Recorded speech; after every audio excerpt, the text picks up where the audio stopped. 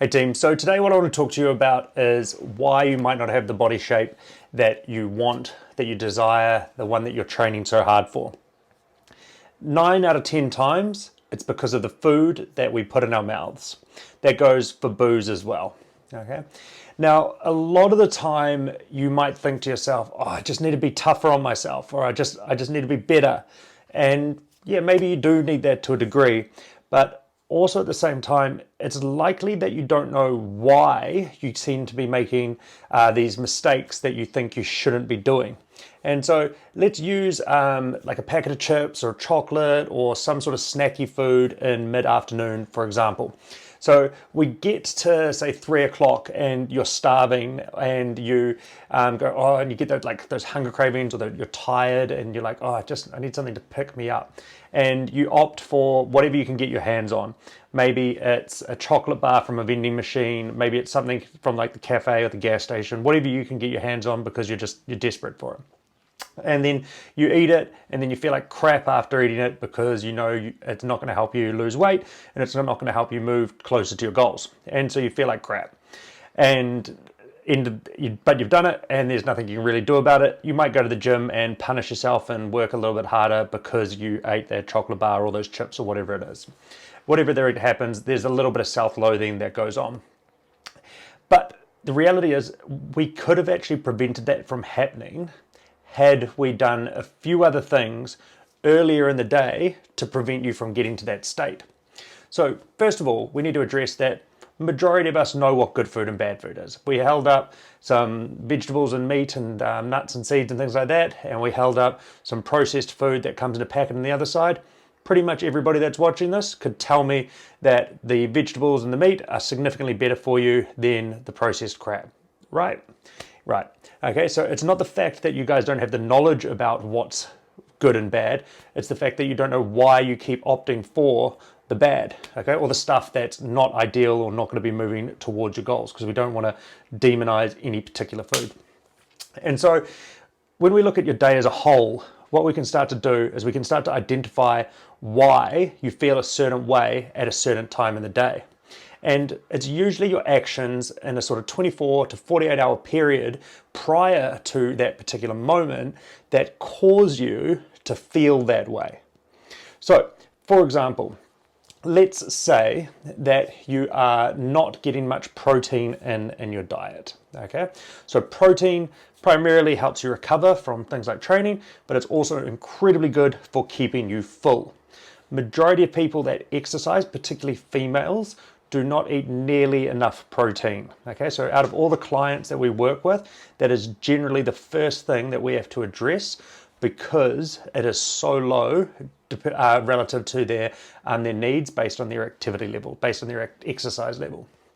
And so we look at this and we go, okay, well, at the moment, you're eating approximately 50% of the amount of protein that you should be eating. Now, if we can just improve that quantity of protein that you consume, your likelihood of actually being hungry at 3 o'clock is going to drastically reduce, which means that you're no longer actually going to be craving all of these high sugar or high, like these salty foods that you tend to crave in the afternoon, because you're going to be so much fuller from your main meals that have satisfied you, your breakfasts and your lunches.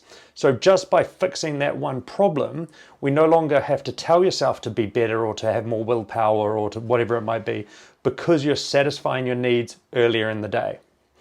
Another thing that might be happening is maybe your lunches are nowhere near substantial enough for the amount of activity that you do, and which is majority of people as well. So this is another thing that's extremely common in people who exercise.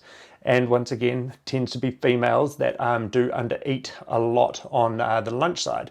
And so someone's lunch might look like some tin tuna and some rice crackers, and they might think to themselves, yeah, I'm doing pretty well. I'm not eating that much crap. And great, that's got some protein in it, it's got a little bit of carbs, it's not a bad meal.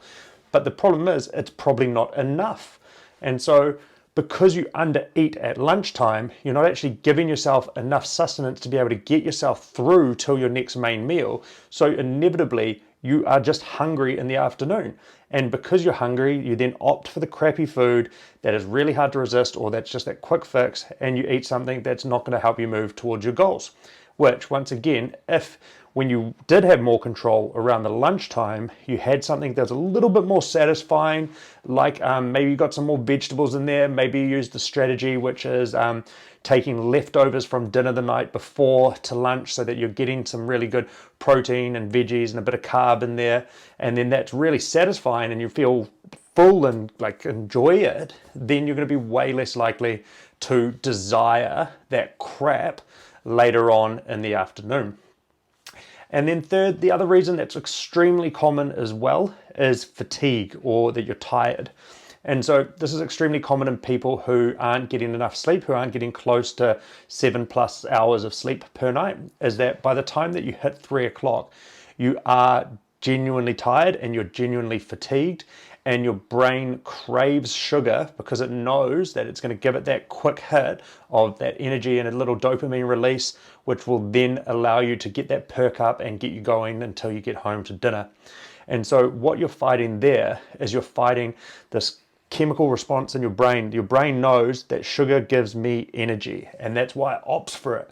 Whereas if we could prevent you from being as tired in the first place, you're going to be far less likely to crave that sugar later on in the day. So those three things that if we can address, that's going to make a significant difference to you wanting those crappy foods in the afternoon. And so when we look at things like the sleep, that's when we have to go back like a full sort of almost 24 hours and address like your sleep routine, your sleep health, what's stopping you from getting to bed early, those sorts of things. So when we look at nutrition, it's not just a case of you need to be better, and it's not a case of you knowing what to eat. It's more a case of you knowing why you don't eat what you should be eating. And when you can understand that, it's a lot easier for you to maintain your nutrition plan or your nutrition program, or to make better decisions around food, because you understand why you're acting a certain way. And so that's a big thing that we try to teach our clients, is how to understand why they acted a certain way, because then when you do it, which is inevitable, you're going to have times where you are caught out, you can learn from it and then put in strategies and systems in place to prevent yourself from getting into that state again, prevent yourself from being starving, prevent yourself from not having enough protein, prevent yourself from being extremely tired, which will then in turn mean that you're far less likely to opt for the things that aren't going to move you towards your goal. Okay, so our approach to nutrition is all about that holistic approach to your whole life. How can we improve everything that's happening to make sure it as easy as possible for you to make good decisions, rather than you just having to say to yourself, I need more willpower, I need to be better, I need to not be so weak. And this is how we teach during all of our challenges. So if you're keen to get involved and learn about the process and how we do things like that, make sure you sign up for more info and we'll be in touch.